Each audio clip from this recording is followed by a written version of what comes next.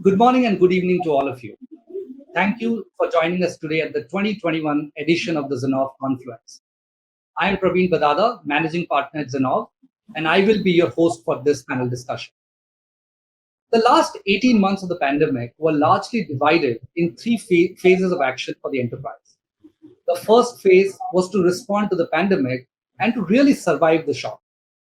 The second phase was to recover from the pandemic situation. And the third phase, which we are going through right now, is really the phase of resilience. IT and digital transformations have been at the forefront of driving these phases of action for enterprises. And today, we have the distinct privilege of hosting a set of esteemed CIOs to talk about this journey, the learnings, and the way forward. Welcome all of you to the Zinnov Confluence, and thanks for joining us for this panel. So let me dive right in. In the last 18 months of this pandemic, we at Zinnov have interacted with over 250 global CIOs, and there are a few scenarios and trends that kept coming up in our conversations. I will talk about the trends, and perhaps you as panelists could say a yes, no, or maybe, and then provide your reasoning and observations for the same. With that, let me bring up the first insight that we've been hearing from the CIOs. Given all of what has happened in the last 18 months, CIOs believe that the relationship between IT and business has actually strengthened quite a bit in this period. Maybe I'll start with you, Vijay, if you agree to this, and what has been your observation around the relationship between IT and business. Yeah, so yes, it did happen, but it didn't last for that long, right? It didn't last for 18 months. For the first 2-3 months, they really were mails thanking an internal IT guy, which never happens. So we got several mails thanking us, saying, okay, we were skeptical. Can we really work from home? Can we make 100,000 Skype calls and so on? And it happened. We had the infrastructure, we made it available, we made it step by step, however it is. But this happened for the 3 or the 4 months of the 18 months. But immediately what began to happen for a company like Bosch is the cost reduction. Because this is a business challenge. It's not only about IT in this case. So you are all aware of the automotive restructuring that's happening, and Bosch is 60% automotive revenue. So the next immediate challenge came saying, what's our IT cost? How can we get more bang for the buck? And therefore, yes, it was a great relationship, or it is a great relationship, but the different dimensions started to explore. Very interesting. Right off the bat, very different than usual perspective, I would say, Vijay. So maybe, let me bring Vivek as well. Vivek, do you agree about the strengthening of the relationship, or did you have different experience in the last 18 months as well? I wouldn't say it's a strengthening of relationship. I would more, to Vijay's point, say it's an acknowledgement of the role that technology and IT play in the success of a company, and how digital can really shape the business. So till now, they would definitely in closed doors or in private acknowledge that the systems have over the decades become the center of excellence for a lot of business processes. However, during this period, I would say they really came to the forefront and acknowledge in public how systems are going to be crucial in ensuring business continuity, business growth, customer experience, and as well as positioning for the future. So it's more a public awareness, a recognition and elevation of the role that we play in the overall business context. Very interesting. I think a lot of pundits about 5 years ago had started writing off the CIO role and the fact that decisions are getting decentralized, and the role of different entities in the enterprise from an IT investment standpoint was starting to show up. But looks like, I think in the pandemic, there was a heightened realization of the importance of the role and acknowledgement, like both of you said, in terms of the critical role that this function plays for the enterprise. Let me bring in Ashish as a follow-on to this one, right? Ashish, you are operating in a very interesting, retail industry, which is going through massive transformation. Even before the pandemic, hit the world. I would want to get your comment on what Vijay and Vivek kind of mentioned, but more importantly, as you think of the IT's role in driving the transformations forward, would you say that CIO teams are creating extended leadership to stay closer to the business? Meaning, are you creating more roles downstream at the -1, -2 levels, which are lot more business aligned and lot more involved in engagements with the businesses, so that you have a good pulse of where the enterprise is headed? What is happening around the extended leadership to find alignment with the business?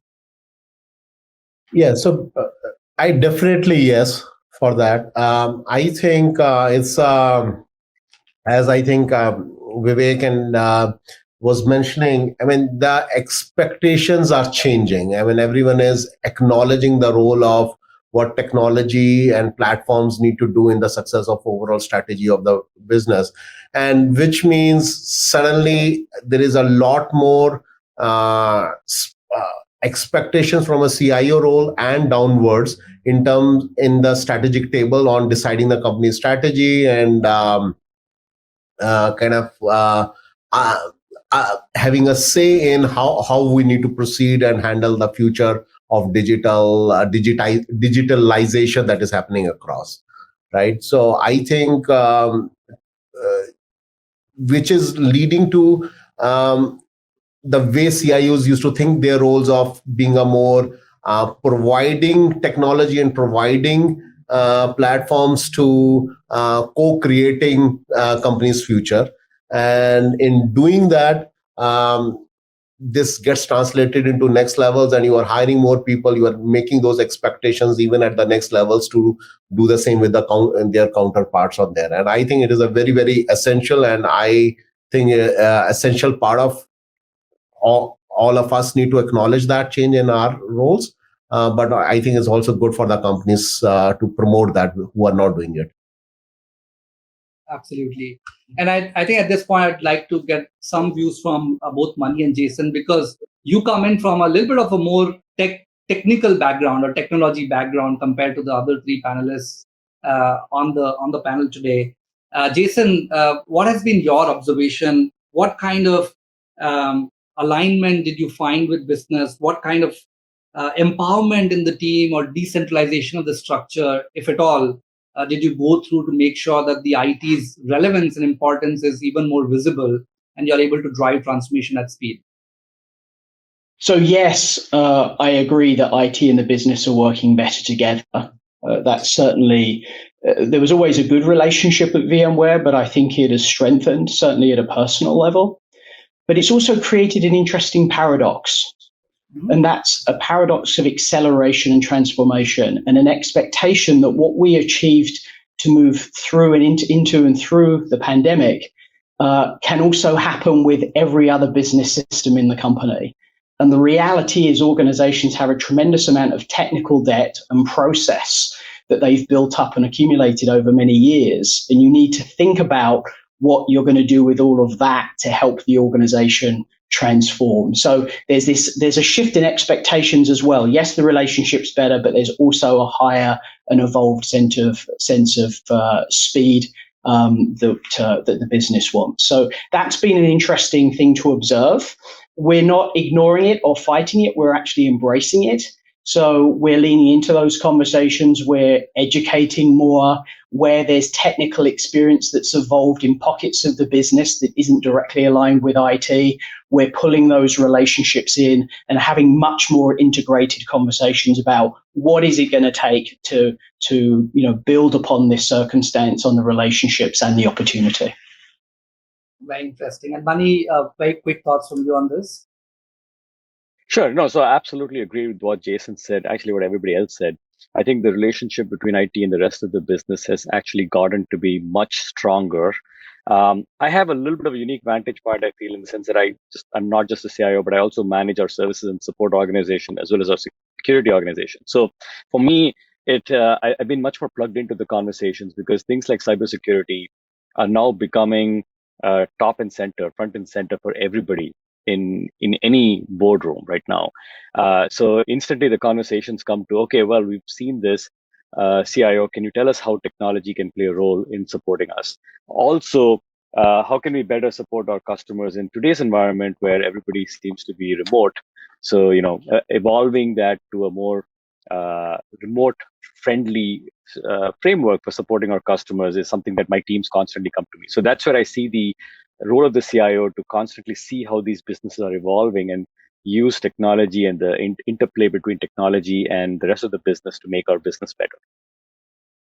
Perfect. I think both, in fact, all of you have given me a lot of ideas for follow-on questions. So maybe I'll start picking a few themes from what you said and then double click on some of that. I think Jason did talk about the amount of transformation that is happening in a relatively shorter period of time. I want to ask this to Vijay, right? Is this becoming an irreversible habit, or do you think this is a short-lived phenomenon? And once we are out of the pandemic, we will go back to a multi-year, kind of transformation roadmaps, or have these habits gotten irreversible at organizations such as yours? Actually, I want to even say not only irreversible, this is more of an addiction now, what Jason had mentioned, because the speed there, so I want to take a step back and say, with the pandemic, what we learned, while the first question was, would we be productive? And immediately in a month's time, we knew we are far more productive. Not only that, we are actually becoming workaholic because we are solving many more things and we are going faster ahead than we could. And this is what Jason was alluding to. And I guess this is going to continue. Now, if you think of Bosch, because we are a thing maker, we make several million things in a year. So what's our game plan? And this is not to do with pandemic, but it's even before we had started this journey of what we call as AIoT. So artificial intelligence led IoT, because we are the thing makers. T for us is a big T, thing makers. And for that, therefore, it becomes extremely important that all our things are connectable, connected, and we are able to offer services to our end consumers and so on, whatever you could imagine there. And therefore, this has gathered speed, which is not due to pandemic, but this is the change that you said. I mean, is it going to sustain? So yes, it's going to sustain, and people are seeing that the different possibilities can exist, and this is beautiful on one hand. On the other hand, some of the other changes, which are more business oriented, but I must say that to make it complete, on the other side, we have possible changes of supply chain at the end of this. Yes. Possible changes how decoupling could happen on the networks depending on geographies, which will play strongly against each other. And this cannot be avoided. Today, if you see the chip non-availability of chip hits the car industry is a big one, right? So it's not only the computers but also the car industry. And therefore, how does the supply chain play out? How does decoupling of networks or decoupling of supply chains play out? So on the business side, this also will keep on happening in the next years to come. So it's more of we will see more shocks of this kind, and companies will get more agile to deliver to those shocks, in a nutshell. Perfect. So what you're saying is it's already is a part of evolution, maybe pandemic kind of accelerated some bit of it, and going forward will become the new normal. Yes, the characteristics of pandemics actually gave us that feel of what can happen, and therefore getting us ready, so to speak. The pandemic gets us ready for the shocks. Yes. Perfect. Ashish, just building on top of that, right? As you think of this acceleration that both Jason and Vijay have talked about, are you able to do, as CIO, are you able to do that acceleration with legacy systems, or this is now all about everything modern, everything cutting edge, and that's where the investments have to accelerate? What are you observing specifically in the last 18 months? Yeah, and I mean, this has been the toughest challenge, at least from our platforms and platform-led functions, right? The expectation on the speed is unbelievable, and as Vijay and Jason were kind of alluding to, it's becoming an addiction. It's a need of the business, so you need to do that. On other hand, as a CIO, CTO, you have kind of this balance that you need to create in terms of what is the right architectural long-term strategy in terms of retiring some of these legacy systems while bringing that speed, right? And I think it is requiring us to make a lot of those trade-off discussions and trade-off decisions where it makes sense to be a lot more bold and putting a lot of resources to take tough decisions on removing some of the legacy systems, and in some cases living with that and moving on. And it's also kind of going back to the original point of the relationship between business and tech. I've never seen more interest in the business to actually understand systems and understand challenges and being part of that discussion itself, right? So which is very heartening, and I think they as much technology leaders to understand business, I think is equally important now business leaders to understand technology, which is also happening, which is a great thing to see. Very nice. I think just building on that, Vivek, while it's a good thing that there's acknowledgement and business is trying to understand systems, but just because now business understands systems, they are invariably coming back and saying, look, these systems don't work and we need to do something different, right? And there comes the pressure of cost that I think Vijay had earlier talked about. So what are your observations on balancing the two, right? Managing cost at the same time, driving acceleration and transformation through whatever systems you have, either modernizing them or investing in new areas. What are your observations in that particular scenario? It's actually a very interesting question because what happened, if I just rewind the clock a couple of years back, right before the pandemic, we decided to embark on a completely massive transformation to change the experiences to an omni experience. Mm-hmm. And customers were demanding that we have continuity across the various channels of interaction. We have a retail footprint, a call center footprint, a digital footprint, and voice was picking up. So we needed to reinvent some of our systems. So we started working on an omni platform and retooling our architecture to be more customer centric and meet the customer where they want. And then the pandemic hit. So what happened was our agenda for transformation got accelerated, and we started breaking the roadmap of our transformation into a different slice, where as we made the transformation, we now took those things to the extreme and completely took them by use cases to the field and to the customers and made this whole experience seamless between digital and physical. And when the pandemic hit, the first thing we had to do was create a touchless experience in our stores. So when the customers ordered off of digital, we had to go seamlessly integrate the digital order into a touchless pickup from our stores. Similarly, when the customers wanted to chat with us, we had to translate the chat into smooth voice. And now we are taking that into a completely different paradigm with the video assist as well. So the channel orchestration and the omni experience had to be accelerated in our roadmap. And if at all anything, I would thank the pandemic for that one reason and only one reason.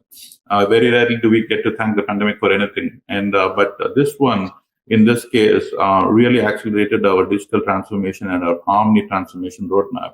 And to the point that Ashish was making, the business always was very technology centric. In our business, we straddle business, sales, marketing, and technology. We are a network company, and we have a lot of technologists who are very digital savvy. And so the innovation barrier keeps raising. And with this, the business was just accelerating the innovation barrier. So we now bring personalization, we bring AI, and we now have a very, I would say, a robust business interest in how we are bringing AI to transform the business. So I know I brought in a lot of things, but the only point I was teeing off of was this pandemic actually accelerated our systems transformation into an omni multi-channel experience.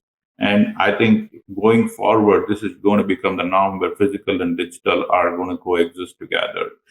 And I'll leave with one thing also on this note, which is initially when we started digital transformation, we all thought that digital would be able to substitute retail. But what the pandemic proved to everybody is digital is going to succeed only if physical can complement digital.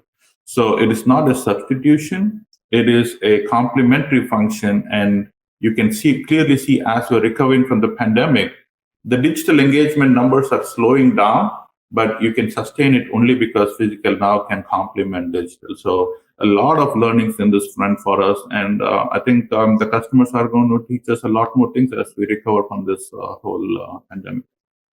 Yeah, very interesting perspectives, Vivek. I think I'll just bring in another theme here. I think some of you touched about this in your comments. I think the trend that we kept hearing was the fact that remote teams demonstrated more productivity, like all the transformations that you've talked about were delivered by remote teams. And it was asserted oftentimes that these teams demonstrated more productivity compared to teams when they were working in office, right? So Jason, my question to you is, do you first of all agree to this? And second, how did you measure productivity differently in this period, right? What made you believe that the productivity of people or teams is much higher, if at all, in this period? So yes, I agree that we saw an increase in productivity, but I think that there are other considerations about why that was the case, say at VMware, where most of our work by nature is knowledge work, as opposed to necessarily manufacturing or retail or other industries that require a physical presence. So we were very fortunate that the vast majority of our employees, in fact, 95+% of our employees were able to move to work from home over a weekend. And actually, in checking in, and we've been pulsing our employees, checking in with our employees with frequency, we see that almost 60% of our employees feel that they're more productive. And that's backed up on the data when we look at all the different roles we have, regardless of whether someone is developing code or providing IT services or in finance or marketing, etc. We see that play out in all of those places. But I actually want to touch on something that was said a few moments ago, because I think it's relevant to this as well. Whether we're talking about productivity of our employees, enabling and enriching our customer engagement, or the relationship we have with other parts of the business, there's a word that's rarely used in the context of technology, and that is empathy. And I think one of the things we've learned through the pandemic, and we'll see how long this lasts, but one of the things we've learned through the pandemic is that there is an increase in human empathy. People are spending more time to listen to one another, and that translates in many ways. It increases and improves the relationship between employees and employers.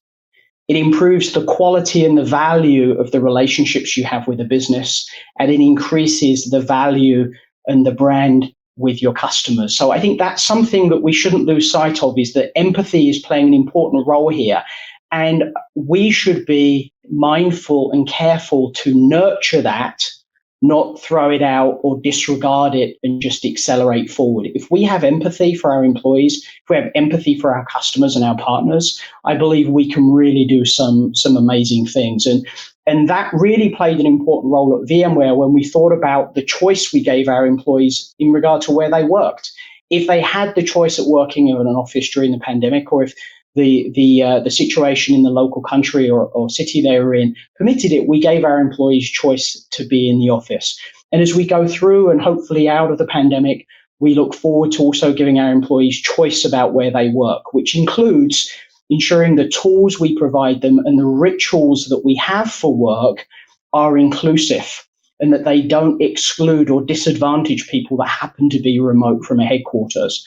I think I'll say one final point on that, and that is, as we look at the report that just came out from the UN this week about global climate change and the impacts that we're seeing, I think we all need to be thinking about how we're going to be working differently in the future. And I think there are some lessons from the pandemic that we should embrace and think about how we're going to carry that empathy forward, but also how we're going to continue to enable distributed work. Very, very interesting points, very thought-provoking points as well, Jason. I think as I reflect on what you said, one quick thing that comes to mind, and maybe Vijay and Ashish, you can provide your comments. I think knowledge workers, right, were really able to deal with this shock, right, because the profile of work really allowed them to be socially distanced and yet be productive, right? But the moment you switch gears to frontline workers, specifically in the manufacturing side of the equation, Vijay, what were your observations? Were the frontline resources at a disadvantage? Did digital really permeate in the way the frontline workers really operated? And what are the changes are we looking at as we come out of the pandemic as it relates to the frontline, which is roughly about 75% of the worker base, by the way. What are the lessons you learned in that part of the employee base? Sure. So maybe I go first. So manufacturing is not, what it used to be some years back. So it's already very few workers on the plant and many automated things that happen. And it's not about because I'm in Germany. Maybe I could invite you to our Bangalore plant in Bidadi, and you can have a look at that. It's a very limited set of people, and a whole lot gets produced. So all of the manufacturing, the trend in manufacturing anyway, which is changing, was changing even before the pandemic started, which is your ability to deliver trainings on a virtual machine with whatever gears that you could wear, and assume as if the machine was there and you are using your hands to make the stuff that you are supposed to make. This was available even before the pandemic came in, right? So the digital twin, not only of a product, but of the process, potentially could have been built. And we had some examples of this. We had a possibility in Bosch to have had lines connected worldwide. So if you're producing the same product worldwide, all these plants were connected to each other to learn from each other so that the same challenge does not happen in any of the plants, even within a day. So there were a lot of things that were happening as a part of Industry 4.0 that helped us to continue with our manufacturing. And this was, let's say, I don't want to call it pandemic disrupted it heavily. What happened was pandemic disrupted the business, and therefore the pickup of automotive was less, and therefore the production was less. But it was not because of pandemic we could not produce. So it's a slightly different way of looking at it. Sure. So in fact, towards the end of last year, the pickup of vehicles was so high that we were really wondering on how to produce so many. And now we are into another challenge, which is the chips, which I mentioned some time back. So I think manufacturing did manage to get through this very well, with stringent processes, with stringent rules on how we work. For example, in Bosch, we have started producing our own masks last year, 1 year ago, in the same factories. And we started distributing these masks, which were wearable for 1 day or even a few hours in a day. And we changed the masks. And the masks are produced in the factory. So when the masks were in shortage worldwide. So there are many, many good things, one could do or one did, because of which manufacturing continued. Interesting. So Jason said 95% of the knowledge workers could go remote. In case of frontline manufacturing, what would that number look like, Vijay? No, so in fact, as a camaraderie, some of the managers, in fact, I went to office most of the time, although I'm an IT guy, but I almost very limited working from home for me in Stuttgart, because we really follow rules. And when we follow them, maybe there are 5% guys in the office, but I'm one of them all the time. So at manufacturing, maybe it's the other way around. Maybe the 5% were at home and 95%. If you are manufacturing, you need to be there. That cannot change. That equation won't change unless your factories were capable of doing that before, because the pandemic cannot change that so quickly. Suddenly it cannot change. Yeah. Ashish, you also have a little bit frontline exposure. What has been your learning in that segment? Of course. So, in our context, there is a lot of frontline employees who are in stores, warehouses, and banks, and so on. I think is absolutely. So, one thing I want to connect is what Jason said. So, I was very pleasantly surprised, not only obviously in our companies there, but across the world, there was a lot of empathy in the organizations towards their employees and helping them during this whole crisis. In terms of taking care of their health and taking care of their safety and so on and so forth, and providing them a lot of support. So, which I think in general, if you look world over, I think companies did a really good job of taking care of their employees, especially the frontline employees and also the knowledge workers who had to, not everyone had a perfect setting in their homes to work offline. So a lot of that support structure that happened. To some extent, it is the nature of job, right? In a frontline employee, you have to be out there, and but it also triggered a lot of accelerated a lot of places where you could help. those employees in terms of various automations or various ways to make their jobs more simpler, and maybe even in some cases which we thought cannot be done remotely started happening remotely as well. So a lot of that support happened. So I won't use the word disadvantaged, because I feel it was a kind of nature of job, but also if you look at the knowledge workers, they've been also feeling a little bit too much stuck up in their homes also, and they're losing a little bit of engagement. So there is a little bit of disadvantage happening there, because everyone is kind of missing also being around and having that engagement, etc. Right? So it's and I think all of us, at least whosoever I talk to, are figuring out right balance between how do you provide a flexibility, how do you make sure there is still an engagement, and we being social beings are able to enjoy that company of each other while being safe and while being productive. Awesome. That's a great insight. Mani, I want to bring you in, connecting the points that Jason said and Ashish said around empathy and engagement. So the trend that we're picking up is that CIO organizations are now wearing an extended HR hat and are driving employee experience using technology. Do you agree to that? And what has been your experience in that segment? Absolutely. Absolutely agree that the role of IT changes as we go forward to partner more with not just HR, but other functions to decide how the future of work will look like. I think it's no secret, but everybody has talked about, next year, 2022, at least, 40% to 25% of people will be actually working from home.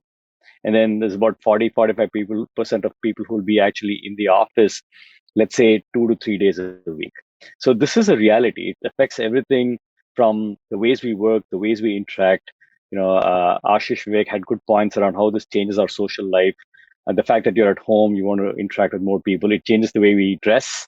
Everything. So everything is affected, I think, by that fact. So I'd say IT's role is critical. It's going to be critical in the next few years, working with all of these organizations to make sure that we conduct this transition, at least for some industries that are more in the knowledge worker space, because it is happening in this space. And other industries will probably feel a little bit of that tug, because you'll see other like knowledge workers basically working from home, not having to go through a commute, enjoying a commute-free life. And so you are going to see that pull, I think, in other industries as well, such as what Vivek mentioned, right? The evolution to a combination of both hybrid workplaces of physical presence as well as online presence, I think will just become a reality. Even meetings with customers that I used to travel all the time, a lot of them come back and say, well, it's 12 hours away. You don't need to fly. I don't need to fly. Let's just do this over video. That's becoming more common as we go forward. Small things, my daughter's schools now, a lot of the parent-teacher meetings are over Zoom because the teachers don't want to come in after work. It's at 8 o'clock in the evening. Parents don't want to go there. So socially, I think we're evolving, and I think we have to evolve to this new life. Absolutely. And Vivek, before pandemic, I think the amount of Boston trips I've done, 2-day trips just to meet a customer was crazy, right? And now I'm really questioning, why did I need to go to the cold weather of Boston to just do those 2 meetings? So absolutely agree. I think if I can bring Vivek for the next segment, I think one of the important things that CIOs are talking about is the fact that there's rapid pace of technology evolution, and the pandemic kind of even accelerated that part. So is CIO training emerging as a key requirement for success in the future? Because so much changing in the world, in the technology world. Is training for folks at your level important? How important is that? Do you agree, disagree? And then what are your observations? How do you train yourselves and prepare for the future? I think it'll be good to get that perspective. There has never been a better time to learn. And the humility that this whole situation brought to all of us is that nobody is completely aware of everything, and it is always something that we can learn. There is always something that we can learn from our neighbor, from our peer, from our colleagues as well. So I just thought that the whole empathy factor also brought with it, along with it, a sense of there is more I can do to improve the situation. And a lot of us took it upon ourselves to really push the envelope. Right. So CIO training, I would say, in our industry where we work, if you are not up to date for the next 3 months, 4 months, you quickly get outdated. And believe me, when a few startups know that you have some time to spend with them, they will come and teach you a bunch of stuff. So you don't need to go looking for training. They will train you right there. So to me, absolutely, yes, we need to get more trained and more aware of the business. And I would also add that to the point that Ashish was making before, technology training for business leaders has never been so important before than now. They need to be more technology savvy, they need to be more technology aware, and they need to know how they can move their business forward with the help of technology, and how technology is transforming the cost structure, technology is transforming the customer experience, technology is transforming employee experience, and technology is going to generate a lot of new growth opportunities in multiple directions for the business. It's going to define the business growth going forward. So, yeah, I mean, I would never say no to training, because we think about it. We constantly keep learning new things in the ecosystem around us, with so much innovation now happening. And if at all anything, innovation has received a shot in the arm with what has happened in the last 18 months. So we really have to keep our eyes and ears open to the outside world. Perfect. Ashish, what would your recommendation be to budding CIOs or CIOs who just taken the job? How do you keep yourselves up to date in terms of what's happening in the technology world? Yeah, so it's a most essential part in the fast-pacing world that we are in. I think Vivek kind of alluded to startups. I think that's a great source of learning. Your teams are a good way to learn yourself. The newer talent, that the reverse mentoring is a very important aspect for CEOs and senior leaders. Building a network of people around you who bring that diversity, being planful and about allocating your time for that. I mean, I can talk for myself. I have registered myself for almost a 2-month offline course for later this year. Which on the topics which I think are very important for the company and for myself. So I think this is an essential part of your job. I mean, learning is not over and beyond your job. Learning is part of the job.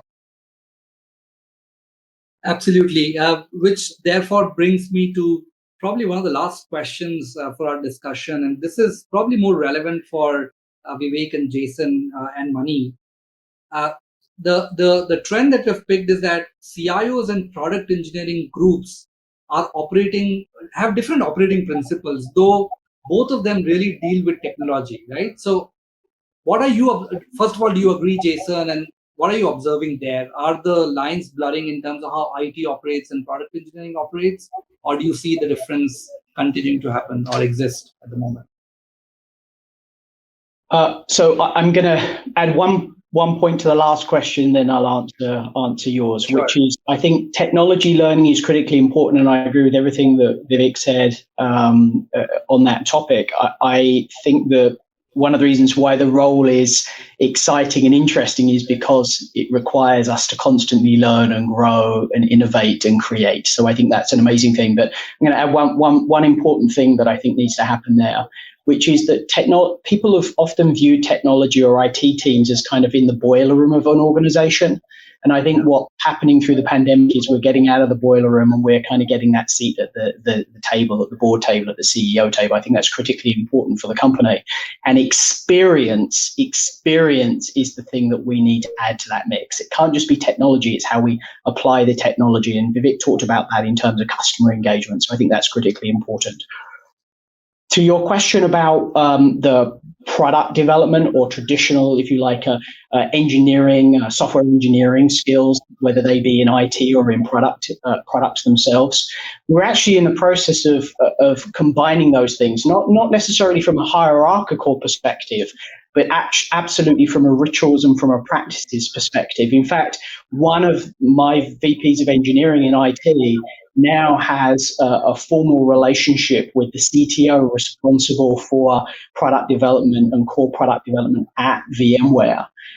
Each of my direct reports responsible for different facets of VMware technology, whether it be networking products or end-user computing products, or even cloud with enablement and modern application products, has a direct relationship with the product management teams and the product engineering teams. So we're evolving how we work and we practice. And it's my intention that by the end of this year, we will actually be at a place where we are using common language and common tool sets. And that's something we're very invested in. Very interesting. Very, very good to know that. Mani, agree, disagree with Jason's point? Yeah, no, I agree. I'm going to put a different twist. In a technology company like ours, I'm sure Jason also is the same board, everybody's a technologist. So everybody thinks they know IT better than you. That's always the case, right? Engineers will come in and say, I can do this much better than you guys can. But I think with the pandemic, things changed a little bit because the importance of IT when it comes to processes, sustainability, scalability, reliability, like those areas, I think have suddenly shot up. And product teams are realizing that, well, you can build something, but you need all the supporting ecosystem without which you will be unsuccessful. And so I feel that the partnership with products has actually improved after this, right? And they're realizing that it isn't that easy to do some of these things that they thought was really easy. And that's been a positive development, I think, from my perspective. Perfect. And Vivek? And if I can just add one thing here, I think the product teams have a new appreciation of what we bring to the table in our business. The product teams always had a chip on the shoulder that they were driving the revenue and driving the business, but now they understand that without the technology to enable the right experience and move the market forward, the product really is not useful for anything at all. So, and also what has come to light is the timeline shift. Product development has years before they can have something into the market. We have weeks and months before we can take the same thing to market or experience on top of the product to market. So at a skill set level, we might have some commonalities, but at the pace we move is very different, and that is coming to the forefront, and everybody's appreciating the innovation we drive in IT and technology as well that complements the product experience. Perfect. Well, gentlemen, we're almost at the end of our session. I'm going to ask you 2 rapid-fire questions. You got to instantaneously respond to this, and then we'll call it a wrap. And we'll go across the table. Vijay, this one is coming to you first. What technologies will you be willing to bet your own money on going forward? Sure. So I would bet on anything that is connecting to consumers and getting consumer experience, or making product as a service, anything as a service, and so on. Okay. So product as a service, consumer engagement, those are the 2 sectors. Mani, your bets? 2 areas, cybersecurity and bringing us together in a future that will be more fragmented. Wow. Interesting. Jason, your picks of 2 technologies of the future? Yeah, so I would definitely concur around cybersecurity. But on the topic of bringing people together, we've been putting a lot of energy into realizing the value from virtual reality and augmented reality, and not just from a vertical perspective, but from a horizontal perspective. Very interesting. Ashish? For me, it's going to be cybersecurity for sure, but also a seamless experience for customers. That could be driven out of data or other creative mechanisms, but experience is going to be very key. Perfect. And lastly, Vivek? I have to go with Ashish. Number 1 is data, and anything that we can personalize and improve the experience with data. And 2, how we bring physical and digital together and evolve the ecosystem between those 2 as we move forward. And I have to say this, in my job and the company where I am in, I absolutely will put my money on connectivity. Yes, absolutely makes sense. I think one thing I picked up in all of your response that a lot of this was around business outcomes and not really technology per se, right? Which also speaks about the mindset change that your community is going through, right, in terms of impacting the business outcomes. So it's kind of very interesting to note. The last question for all of you is, and we'll go in the reverse order this time. What is your one personal recommendation to your audience? This could be a book that you might have read, a TikTok influencer that you like, a famous personality you follow, a place that you might have visited, pretty much anything. But what is that one recommendation, Vivek, that you'd like to give to our audience today? The biggest experience for me in the broad sense has been learning. Have a huge appetite for learning because the acceleration in technology innovation is unbelievable, and keep that as part of your daily diet, please. Any specific tools for learning or any recommendation? I would just say go do a lot of podcasts. Podcasts and then meet a lot of people and network, and that is the best source of learning. Awesome. Perfect. Ashish, your recommendation? So more on the top of head, not the top best recommendation, but top of head is we've been in our company and my group, we have been reading this Netflix book by Reed Hastings on No Rules. So that has been very insightful for me and for our team to how do we kind of change a more high performance team culture. And one of the things he talks about is more open feedback, which I think in a hybrid model is becoming very difficult. And I think we need to build a new muscle by which we are able to communicate and create a feedback and create trust in this new environment. Perfect. Where do you think we got the name of a panel, Ashish? Precisely from that book. There's no rules. So I think it's perfect. I love that book.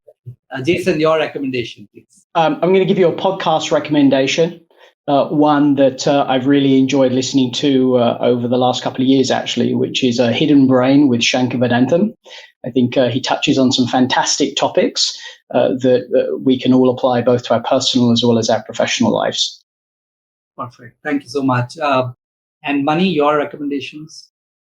Yeah, so I saw a video on YouTube that has influenced me a lot. It's called the $100 Race. It talks about how inequalities play a significant role in terms of how people have opportunities to develop. And so regardless of where you are in the US or in India or wherever, the race basically says, I'm going to offer $100 to the first person who reaches. And then eventually they say, well, if you didn't grow up in a family with, two parents, or you didn't have money to buy food, take 10 steps back. And then you suddenly see how the race becomes so unequal. And I think it just opened my eyes into some of the, situations that people go through. So for me, that is very, influencing. Highly encourage you to look at it. Perfect. I'm bookmarking that. Absolutely. Thank you so much for that recommendation. And last one, Vijay, what is your recommendation? Yeah, so I will go with a quote because there's several things to do and several things have been said until now. So the quote that I like from Alan Watt, and I will read it for you, is the only way to make sense out of the change. Because we're going to go through several changes going forward. Carbon footprint, what was talked about by Jason, phenomenal change coming up. We need to learn to live through that change. So the change, the only way to make sense out of change is to plunge into it, move with it, and join the dance. I would recommend to do that. On that note of joining the dance, thank you so much, Jamin. Thank you so much. This was a really informative session. I think my biggest takeaway is that a lot of rules have gotten broken and a new normal is getting defined as we speak. So I think the future, the next several years of this decade are going to be really, really fascinating. And the role of CIO, I think the pandemic has elevated it significantly. And it's clear that this role is going to be a driving force for any kind of organization transformations to happen in the future. So thank you so much for very candidly sharing your experiences and sharing your recommendations with our audience today. I do hope that our audience pick up a few things as takeaways from this session. And I hope all of you are able to enjoy the rest of the session that we've lined up for you today. Thank you so much. And with that, back to you, Nivedita.